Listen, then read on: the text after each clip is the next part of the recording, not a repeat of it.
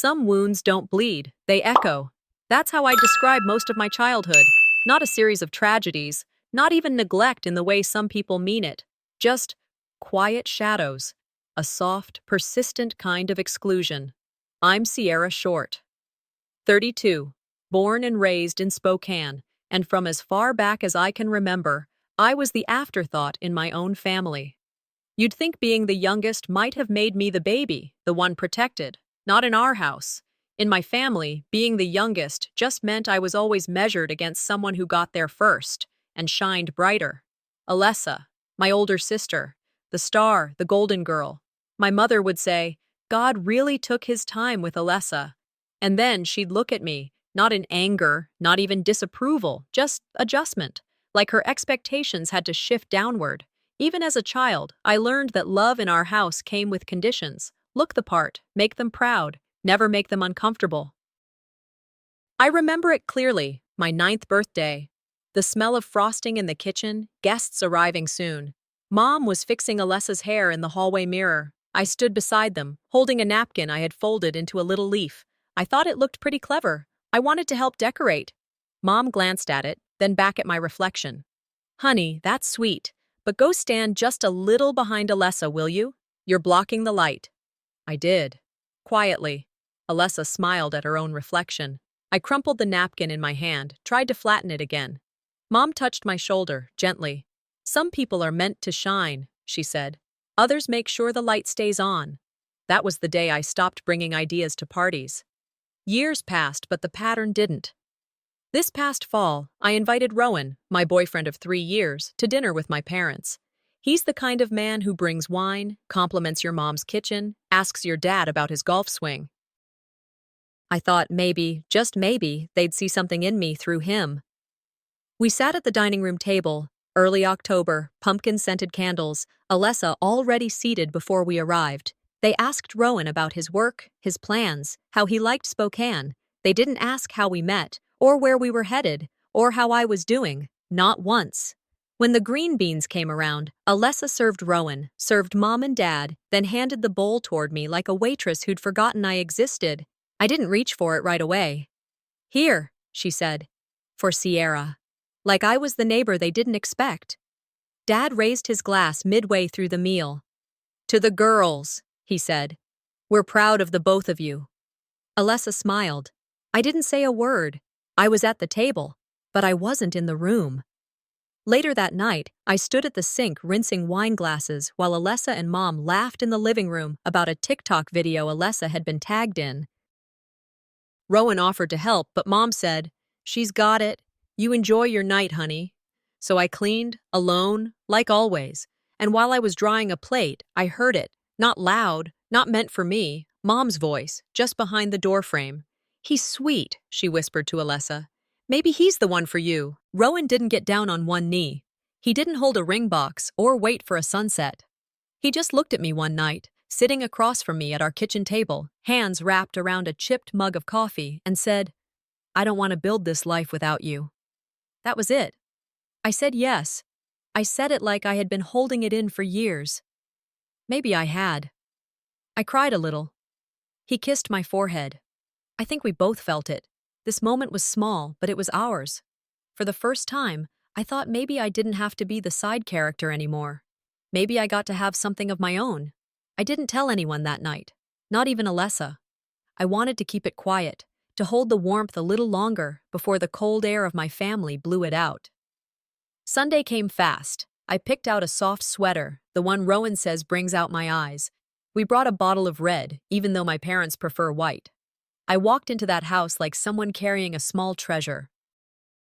We were all seated before dessert, me, Rowan, Alessa, and both my parents. The table was full, the conversation light. It felt manageable. So I said it. We're engaged. Silence. My mother blinked once, then glanced at Alessa. My father sipped his water and asked Rowan something about mutual funds. I sat there smiling like nothing inside me had shifted. Rowan cleared his throat, tried to bring it back to the topic, but it was like we'd tossed a stone into a well that had no bottom. Later that night, I heard my mother on the phone in the den. He's sweet. Alessa deserves someone like that. No one had said congratulations. No one had asked when or how or why. It was as if I'd borrowed someone else's moment, and they were waiting for me to give it back. A week passed. I didn't mention it again. Then, on a Wednesday morning, I woke to 33 notifications. A post from my family's official account. A picture. Rowan.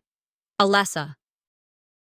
They stood next to each other at a charity event, dressed like a catalog cover, my parents flanking them.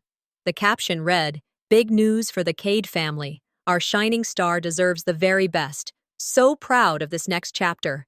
My name wasn't mentioned. Not once. The comments rolled in like a landslide. "They look amazing together. Power couple!" Finally, Rowan had told me he wanted to keep things private.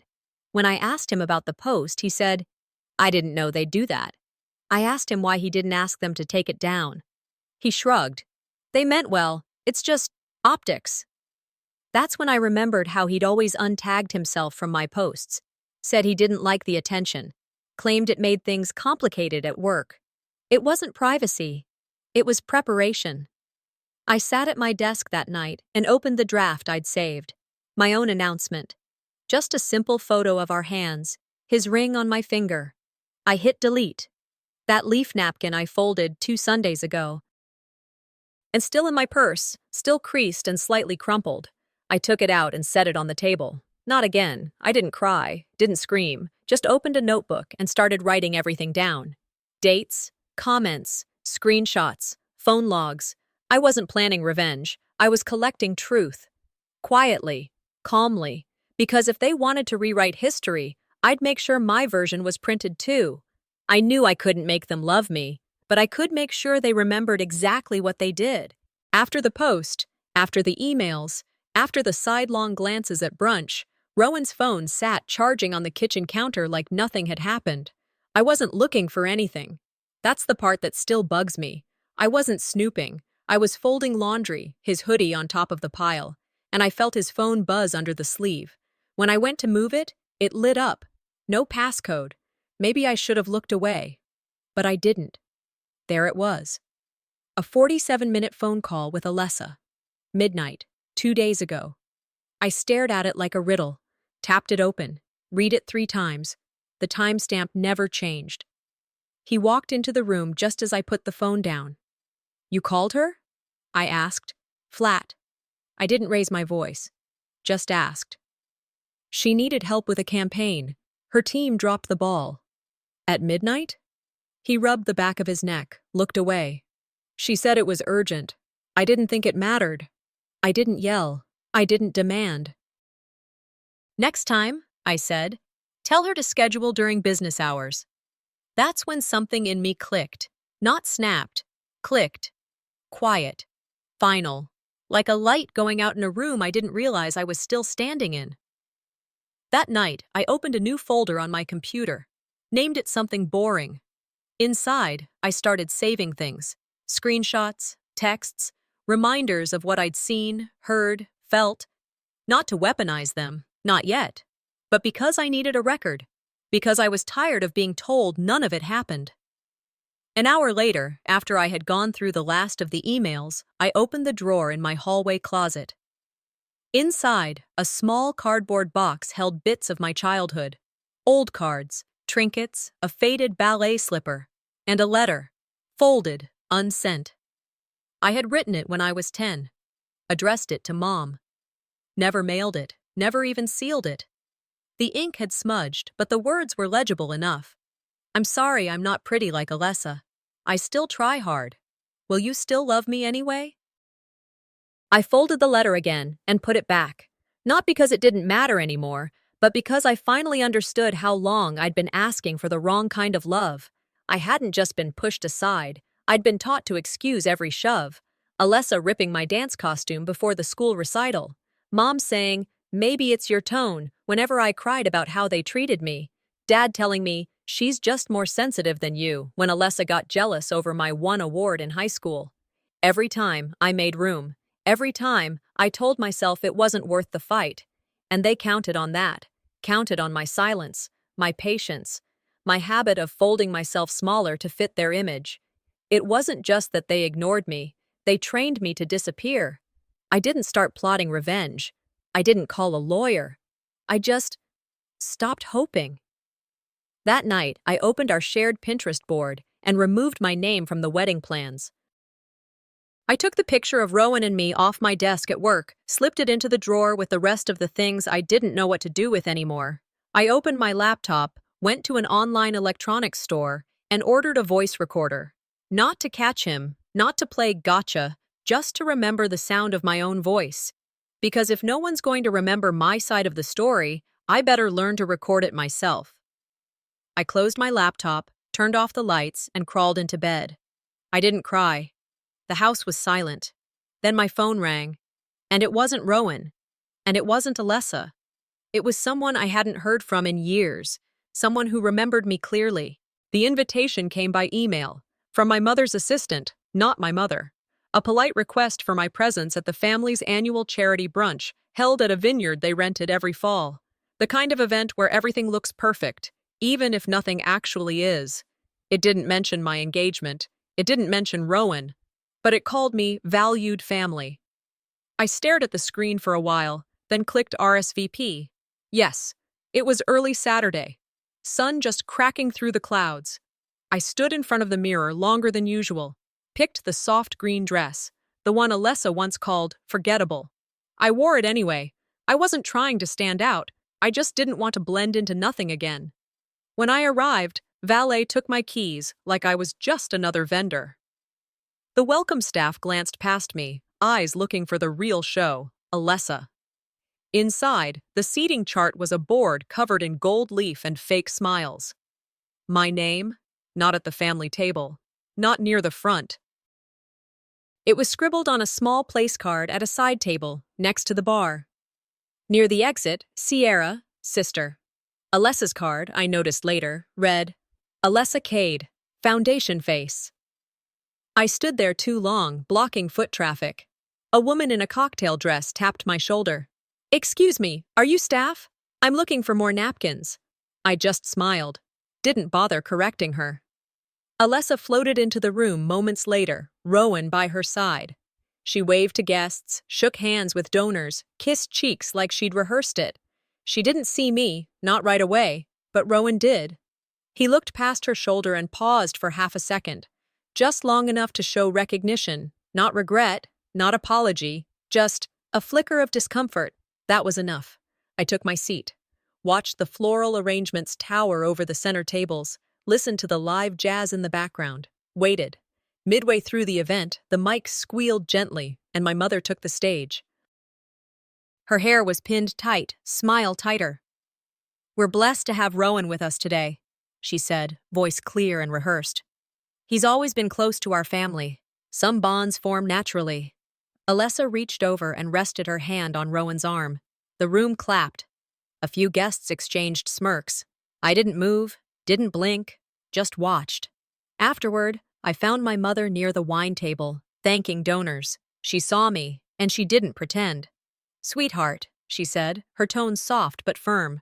You're strong enough to understand. She completes him better. That was it. No apology, no pause. I didn't argue. I walked away before I said something I'd have to pretend I didn't mean. On the drive home, I didn't turn on music. Just silence. I used to think silence was strength, a sign of maturity, of grace.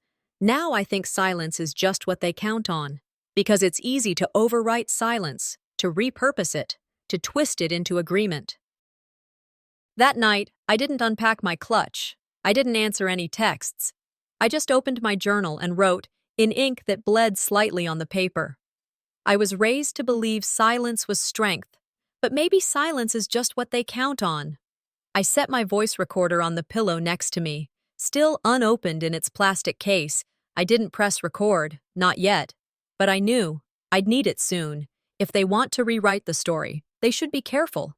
I've started keeping my own version. The message from my mother came on a Thursday. She wanted me to come home that weekend to realign as a family and help with logistics for the big day. She didn't say whose big day it was, but I knew The tone had that PR polish she always used when things were already decided, and she just needed me to nod along. I agreed, not because I had hope, but because I needed to see it with my own eyes. Saturday came. I parked out front instead of pulling into the driveway. The hedges were taller. The porch had been power washed. And still, the house smelled the same when I stepped inside. Cinnamon and lavender, her signature mix. It didn't comfort me anymore. The hallway lights were on. My childhood room door was cracked open. I stood there for a second. The bedspread had changed. White and gold now. The posters I'd taped to the walls as a teenager were gone, replaced by prints of peonies and quotes about love. On the desk sat a silver frame with a photo of Alessa and Rowan, laughing, posed, perfect. At the foot of the bed was a small white bag. Inside, a bridal magazine and a folded blush bridesmaid dress. My size. I didn't sit. I didn't touch anything. I walked into the closet. My books were gone. Boxes lined the bottom shelf, labeled with thick marker. Sierra, Misk. I backed out of the room slowly. As I turned, Alessa stood in the doorway, holding a mug like she lived there. "Hey," she said, casual as ever. "Mom thought you wouldn't mind. You're not here much anyway." Her eyes glanced past me toward the closet. Anyway, it just made sense. We needed the space. Behind her, hanging on the back of the door, was a garment bag. I knew without looking it wasn't mine. Custom embroidery peeked through the zipper. Rowan's initials. I walked past her, down the hallway, out the door, called a rideshare from the curb, sat on the steps until the car pulled up. She didn't follow. Back at my apartment, I sat at the kitchen table for longer than I meant to. Didn't speak. Didn't eat. Just stared at my hands until the sun dipped behind the blinds. That's when the message came. A Facebook ping from Aunt Lorraine. I hadn't heard from her in over a decade. "Call me. Don't tell your mom." I called. She picked up on the second ring. "I've been waiting for you to reach out," she said. Her voice cracked midway through the sentence. She told me everything. That years ago she called out my mother's favoritism, said it to her face that the way she treated me was wrong. My mother didn't argue. She just stopped speaking to her, cut her out of holidays, told the family it was complicated. "I wanted to stay in touch," Lorraine said, "but she made it clear it would cost me everything." She paused. "I still have your drawings, you know, the ones you made in Sunday school. I keep them in my nightstand." That broke something in me. She cleared her throat, held her voice steady. "You were never the problem. You were just the reminder she couldn't control everything." We hung up quietly. No tears. Just stillness. I sat in the dark until midnight. Then I opened my phone and scrolled through photos. One by one, I deleted the ones where I was out of focus, behind the crowd, cropped at the edge of the frame. I deleted the ones where I was smiling beside people who weren't looking at me. Then I opened the voice recorder app, pressed record. This is my story. I'm not disappearing. I played it back once, just to hear it, just to be sure it existed outside my head. For the first time, I didn't feel like screaming. I felt ready. They turned my room into a shrine for a wedding I never agreed to, but they forgot. I still hold the key to the door. I sat on the bed with my laptop open and the lights off. The only sound was the quiet hum of the ceiling fan and the occasional creak from the pipes that always seemed to groan at night. I hadn't spoken since the call with Aunt Lorraine, just moved through the hours like I was on autopilot. On the screen was a new folder I'd created, just in case. Inside, I'd started collecting things, screenshots, messages, dates, names. Not because I planned to use them, but because I didn't trust that they wouldn't. They trained me to be silent. Now they'll regret that I listened too well. The next morning, my phone buzzed with a message from my mother. "Come by the house. Let's talk like adults." There was something off about it. Too formal. Too rehearsed. But I got in the car anyway and drove over, reminding myself to be calm, to stay alert. She greeted me at the door like nothing had happened, like we hadn't turned my room into a staging area for a wedding that wasn't mine. Her smile was just wide enough to be practiced. Her arms didn't open for a hug. "I'm glad you came," she said, motioning me into the kitchen. I made tea. She poured me a cup without asking what I wanted, set it in front of me like we were at a conference table. You look tired, she said, eyes scanning me. Everything okay? I didn't answer, just waited. We're in the middle of a very delicate PR window, she began, carefully, with the foundation, the rebranding campaign, the launch party. She stirred her tea but didn't drink it. What does that have to do with me? Her smile didn't shift. You wouldn't want people thinking we play favorites, would you? It reflects badly on everyone. Alessa's taken on a lot, and there's a spotlight on her now. Timing is everything. I didn't move. Let her finish. We can't afford any noise, Sierra. I know you're hurting, but if you make this about you, the media won't understand. And once that perception is out there, we can't control it. That was the moment it clicked. It wasn't concern, it was a warning. You wouldn't want us to look like we favor one daughter over the other, right? It's not good for business. It took everything in me not to laugh. She wasn't worried about me. She was worried about optics, about the wrong story getting out, about donors asking questions, about the perfect facade she'd spent decades polishing cracking in the sun. I nodded once, didn't say a word. That night, back at my apartment, I went to check the wedding planning site Rowan and I had set up together. Access denied. I tried again. Still locked out. I opened my email. A notification sat at the top. Admin rights revoked. My hands went cold. I searched the registry by the event date, found it in seconds. Same venue, same date, but now listed under the names Alessa Cade Rowan Reeves. I called him. He answered too fast. I thought you wanted to stay low-key, he said. I didn't speak. Your mom said you were stepping back. I just assumed. You assumed wrong, I said, and hung up. It wasn't about love. It never was. It was about image, control, erasure. I sat at the edge of the bed, phone in my lap, breathing slow and measured. Then I opened my voice recorder app, deleted the emotional rants I'd left after the brunch, all of them, and I opened a new document. I started at the beginning. Rowan's proposal, the brunch, the seating chart, the closet, the boxes labeled MISC. Each moment, each lie, lined up like dominoes waiting to fall. I reached into my drawer and pulled out the napkin I'd folded into a leaf weeks ago, flattened it gently and placed it next to my keyboard. They don't need to believe me. They just need to remember I was here. Then I opened my email and typed a subject line. Let's talk. Addressed it to Silas. Then sat back and stared at the screen. They told me not to make a scene, but sometimes silence is the loudest thing in the room. The invitation came in an embossed envelope with gold lettering. No email this time, no assistant, just formality wrapped in expensive paper. The rehearsal dinner, a private evening for close family and inner circle. I wasn't sure which one they thought I was anymore. I RSVP'd without hesitation. Not out of obligation, not even curiosity. It was strategy. The dress I chose was nothing like the soft greens or forgettable grays I used to lean on. It was deep burgundy, sharp at the shoulders, fitted through the waist. Something that said, "You missed me once, you won't miss me again." The venue was ridiculous. Crystal chandeliers, monogrammed everything, even signature cocktails with Alessa's name on the menu. A wall of framed portraits of the couple lined the hallway. Rowan and Alessa, smiling like they'd never done a damn thing wrong. I walked in alone. Nobody greeted me. My name wasn't on the welcome board, not listed on any of the materials. Not even mentioned during the staff's orientation speech, but I knew how these nights worked, where to stand, what to watch for. I found my seat in the back and took it. Halfway through the dinner, a text came in. From Emily. She'd seen something in a private influencer group she was part of. A screenshot, a message from Rowan to Alessa. I wish I had proposed to you first. You always knew how to handle my family better. It was recent.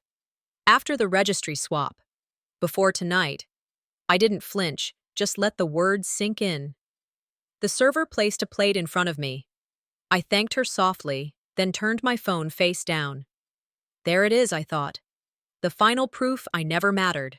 I didn't cry. I didn't storm out. I smiled. Not because it was funny, because it was done. The end of a long, quiet chapter I should have closed years ago. Toward the end of the night, just before dessert, the photographer wheeled out a massive easel draped in white cloth. "A little gift," he said, "from the family to the couple." He pulled the cloth. A framed photo. Rowan and Alessa under the floral arch. And behind them, slightly out of focus, almost blurred, was me, looking toward them, frozen, like a ghost in the background of someone else's wedding.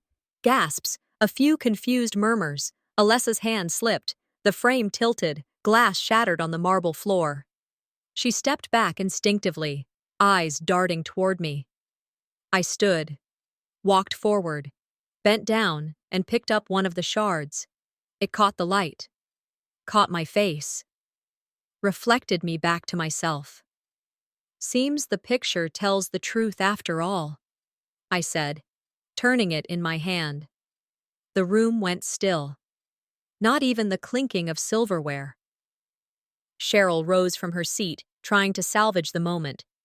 "We all have different ways of being part of a story," she began. I raised a hand. "No speeches, Mom." She froze mid-sentence. "I won't make a scene," I said. "But I will no longer be the silent caption beneath your headlines." I walked to the gift table, left behind a sealed envelope marked Rowan. Inside were printed copies of text logs, financial statements from our shared planning accounts, and a note. "Don't worry. You can keep it. I'm keeping my peace. No one followed me out. No one stopped me. And I didn't turn around. Let them sweep the shards under the rug. I came here to collect what they left broken." The parking lot was half full when I arrived. It was early, but I wanted to walk in on my own time. I stepped out of the car in a deep navy dress, structured, clean, no frills, not loud, but it didn't need to be. It spoke for me. It said I wasn't hiding. There was no name tag waiting, no usher with my name on a clipboard, no seat reserved. And still, I walked in like I belonged, because for once, I wasn't asking. The hall was colder than I remembered. Flowers lined the aisle, gold-rimmed chairs, a backdrop printed with their names, Alessa Cade and Rowan Reeves. I stood in the back, watched. They'd erased me from the narrative. But they forgot. I wrote the first draft. The officiant called attention to the front. Guests turned. Murmurs softened. The ring ceremony began. That's when the screen behind them flickered. A technical glitch, maybe.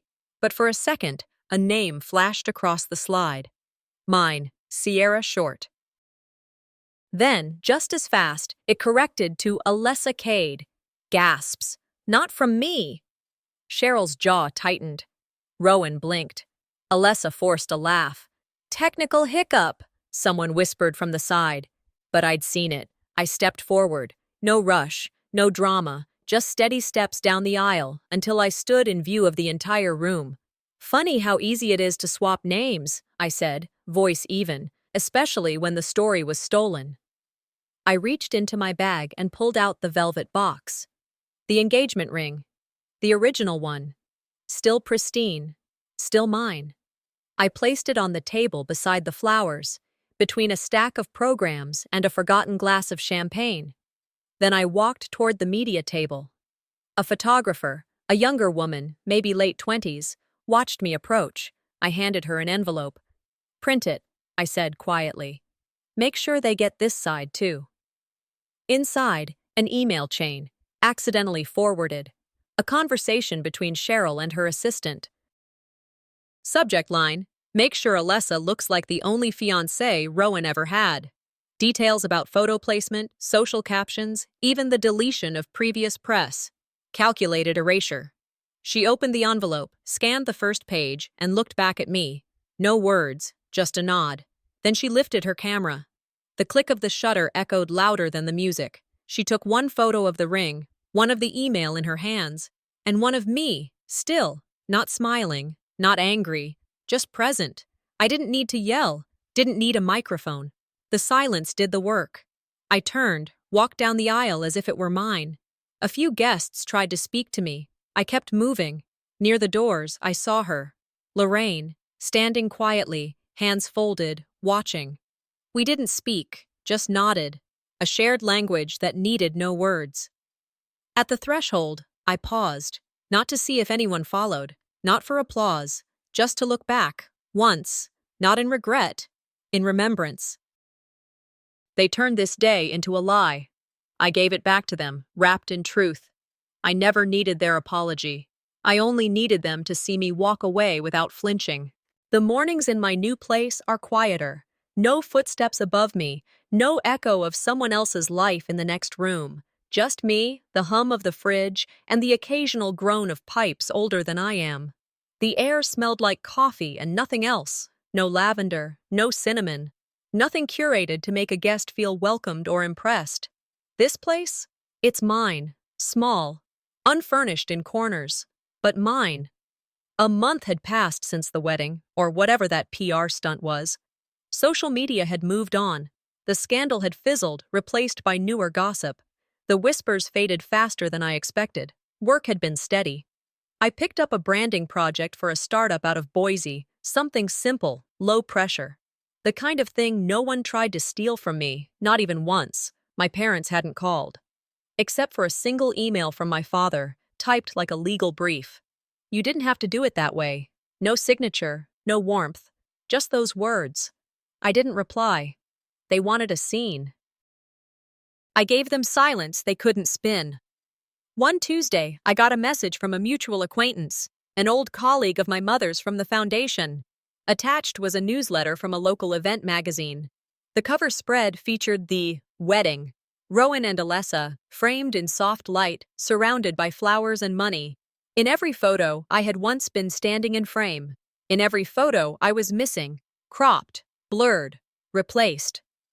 One picture in particular caught my eye. It had originally been taken during the rehearsal. I remembered the exact moment. I was to the left, holding a clipboard, trying to find the caterer. Now, Alessa's dress flowed wider. The shot was tighter. My presence removed like I'd never existed. The caption read, "A perfect union of family and vision." I printed the photo, not to frame it, but to remind myself. I drew a small leaf in the corner, like the napkin I once folded, trying to be part of something. I pinned it to my fridge. And I didn't flinch. That same week, I got a call from a number I didn't recognize. I hesitated, then picked up. The woman on the line introduced herself, said she'd once worked with my mother's charity team, said she'd seen the emails, the way things were twisted, buried. "I don't know you," she said, voice steady. "But I know strength when I see it, and they can't unsee you anymore." I thanked her. Hung up. Then opened my voice recorder, the one that had sat untouched since that night on the couch. One by one, I deleted the old files. Every draft, every whisper into the dark, gone. Not because they didn't matter, but because they'd served their purpose. A week later, I met Lorraine for coffee. First time since everything blew up. We sat by the window. She ordered black. I went for tea. Neither of us spoke right away. Then I said it, plain, honest. I didn't win. I just walked away. She smiled, but it didn't reach her eyes. "Sometimes," she said, "that's the only way to win and still have a soul left." We talked about moving forward, not in the self-help book way, but in the way people do when they're tired. Tired of justifying their pain, of proving they deserved better. That day, for the first time, I didn't feel like a placeholder. I felt like the whole damn sentence. As we stood to leave, I caught sight of something on a nearby table. A napkin, folded into a leaf, not mine, not intentional, but there it was, a small echo. I smiled, not because it was poetic, because I recognized it. You don't always need revenge. Sometimes the most powerful thing is to simply not need their version of you anymore. I wasn't erased. I just chose a new page.